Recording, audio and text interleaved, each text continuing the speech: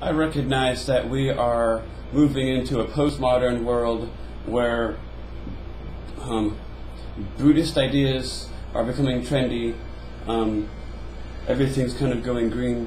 People are becoming aware of quantum physics, which is expanding people's minds. And all of that is good and awesome, and it's about time. But I am worried. If you get into quantum physics at all, a lot of it starts to look like a lot of the theories are that we live in a universe literally, scientifically, of infinite possibilities, and that by making yourself conscious and aware of your reality, you actually edit that reality. You actually have a direct effect on the world around you by manipulating your own body chemistry. That I don't know. I don't want to get into quantum physics. That'll be an hours-long video blog. What my worry is, though, is that with the idea that we live in a world where anyone can be anything they set their minds to, it seems like we assume that that world is going to be all peaches and fucking cream, and that's not the reality of it. Life is a balance between stability and chaos, and stability cannot exist without chaos. I find myself a pretty enlightened person, but I understand that in a world where anything is possible, some ideas are just more exciting than others. I just posted recently on Facebook, it was reflecting on my transition, but I posted something to the effect of, in acting like a happy-go-lucky little girl, I end up feeling like a happy-go-lucky little girl. And then I remembered that that's what the Buddha says about being a compassionate person. And then I look out the window and I realize that it's just not fun to have compassion for people's bad fashions. A lot of my theories and opinions and observations in life make me seem like an asshole, or it hurts certain people's feelings. And therefore I end up feeling like I'm not allowed to speak my mind. And I think this is a problem. Because even in the world that we're going into, where people are expanding their minds, we're still encouraged to be afraid of our darker imagination. We're still encouraged to have secrets, I think. I think we're still made to reflect on ourselves and loathe. I originally meant to have a monologue really,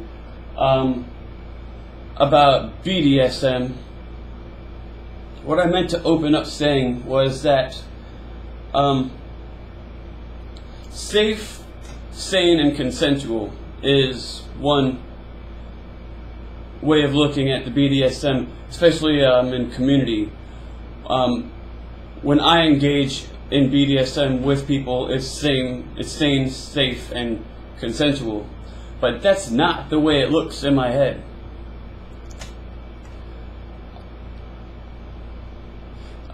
Because I haven't been able to feel comfortable expressing this darker imagination or sharing this aspect of myself with people, it ends up growing like a mold in the shadows of my mind, and I need to deal with it. I need to access that. I need to face it. And so for my whole life, the only way for me to be able to do that constructively is through my art projects, the Spider Fae project, my writing, my multimedia, my stories, my music. But that's not good enough, because when I get upset, when I get angry or depressed, sometimes life will just put me deep inside myself, and I need for that to be outside. I need for that to be tangible. And as these, what now I would call fetishes, before I didn't know what they were, I just thought I was a fucking freak. But these things just build and grow in my head and manifest. And when I'm kind of teleported there and I look out into my life, like, things start happening. And it gets dangerous because I don't feel safe expressing this about myself. I have to hide myself, and so that's not good.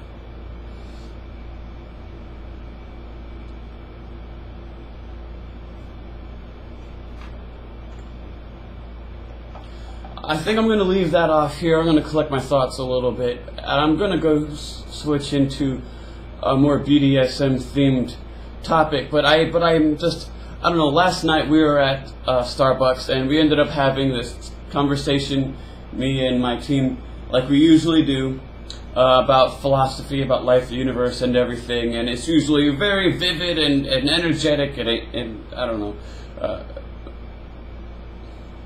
So it's like fresh on my mind. I'm feeling very passionate about this right now. And it's very important for me to get this off my chest.